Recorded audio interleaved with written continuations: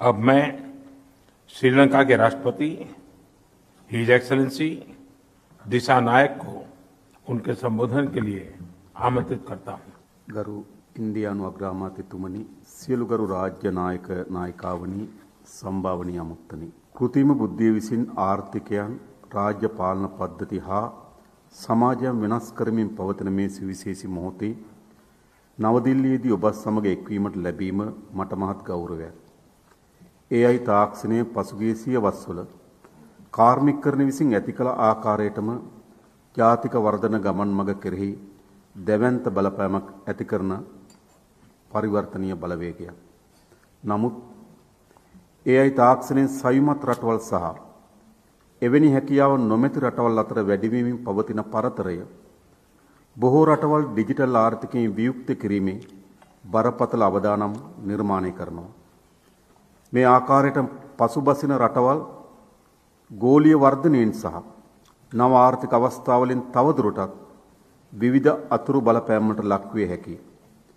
එමගින් අපි අපේක්ෂා කරන සියලු දෙනා ඇතුළත් සාධාරණ සහ තිරසාර සංවර්ධන අරමුණුද අවදානමට ලක් වෙනවා. බොහෝ නැගී එන ආර්ථිකයන් මෙන්ම ශ්‍රී ලංකාවත් AI සම්පූර්ණ ලෙස භාවිතා කිරීමට අවශ්‍ය යටිතල පාසුකම් තවමත් සම්පූර්ණ කරගෙන නැහැ. ඒ නිසා නිසි අභිප්‍රාය සහ දැක්ම සමගින් අප විශ්වාසකින් හා නොපැකිලිව ක්‍රියා කළ යුතු තීරණාත්මක මොහොතක් එළඹිලා තිබෙනවා. තරුණ තාක්ෂණික දැනුමෙන් සන්නද්ධ මානව සම්පතක් ශ්‍රී ලංකාව සතු තිබෙනවා. ඒ වගේම අපට ශක්තිමත් නීතිම පද්ධතියක් සහ ජාත්‍යන්තර හවුල්කාරීත්වයක් සමග බැඳුණු ආර්ථික සංස්කෘතියක්ද තිබෙනවා. අපි පෞද්ගලික දත්ත ආරක්ෂණය සහ සයිබර් ආරක්ෂණය පිළිබඳ නීතිමය රාමු නවීකරණය කරමින් ඩිජිටල් පොදු යටිතල පහසුකම් සඳහා අඛණ්ඩව ආයෝජනය කරමින් නවෝත්පාදන දිරිමත් කරන මහජන විශ්වාසය රැකගත හැකි ආයතන ශක්තිමත් කරමින් සිටිනවා. ලෝකයේ අද AI තාක්ෂණයේ අභිප්‍රායන් අයිතිවාසිකම් සහ ආරක්ෂාව පිළිබඳ විවාද කරමින් සිටිනවා. එහෙත් මෙහිදී මෙතෙක් මගහැරී ගිය තීරණාත්මක පැතිකඩක් පෙන්වා දීමට කැමැතියි. එනම් සංස්කෘතික ගැළපීමයි. මානව සංහතියේ සංස්කෘතික වටිනාකම් සහ හැකියාවන් තවදුරටත් ප්‍රවර්ධනයට මේ තාක්ෂණයන් ඉවහල් කරගත යුතුයි.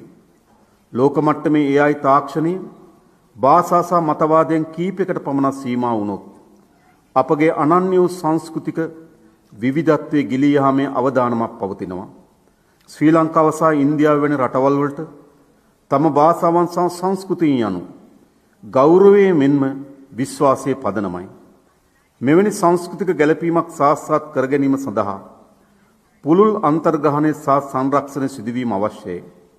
මේදී අපගේ දේශීය භාෂා සහ සංස්කෘතික දැනුම ඩිජිටල්කරණය කර ඒවා කෘත්‍රිම බුද්ධිපත්ති තුළට බද්ධ කළ යුතුයි. එමෙන්ම ආරක්ෂාව සහ සුරක්ෂිතතාව පිළිබඳව උපරිම අවධානය යොමු වීම වැදගත්. අපගේ සංස්කෘතික වටිනාකම් වලට AI මගින් සිදුවන අහිතකර බලපෑම් වලින් ආරක්ෂා වීමේ පද්ධති ස්ථාපිත කළ යුතු වෙනවා. අපගේ දැක්ම හුදකලා සාර්ථකත්වයක් අත්පත් කර ගැනීම නොවේ, ඒකාබද්ධ වීමයි. AI යටිතල පාසුකම් අපි දකින්නේ ආර්ථික සංස්කෘතික සහයෝගීතාවයේ ඊළඟ මායිම ලෙසයි. එම නිසා ශ්‍රී ලංකාව කලාපීය සහභාගීතාවයක් යෝජනා කරනවා.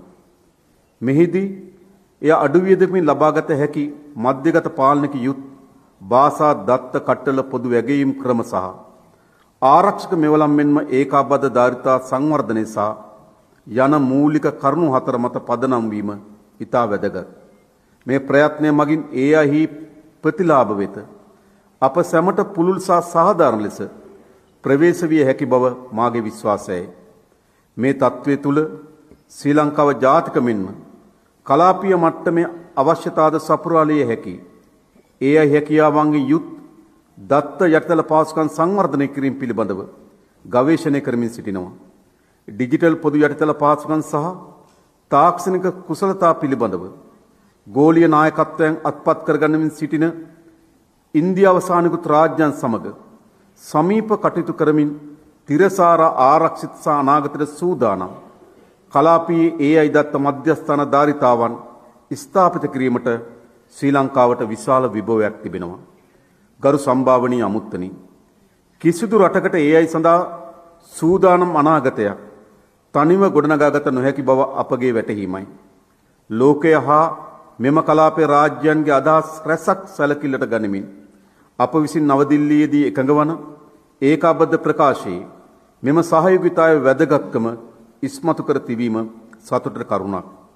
ඒ නිසා කිසියෙකු අත් නොහැරෙනසේ සහ ආචාර ධර්ම මූලික කරගත් කෘත්‍රිම බුද්ධිය පිළිබඳව පොදු වටිනාකම් බෙදා ගනිමින් අන්‍යෝන්‍ය වශයෙන් ඉගෙන ගැනීමට සහ හවුල්ව ඉදිරියට යාමට ශ්‍රී ලංකාව සූදානම්.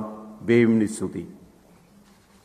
एक्सेलेंसी, एआई के विषय में हम श्रीलंका जैसे पड़ोसी और मित्र देश के साथ जरूर मिलकर आगे बढ़ेंगे। आपके विचारों के लिए मैं आपका आभार व्यक्त करता हूं।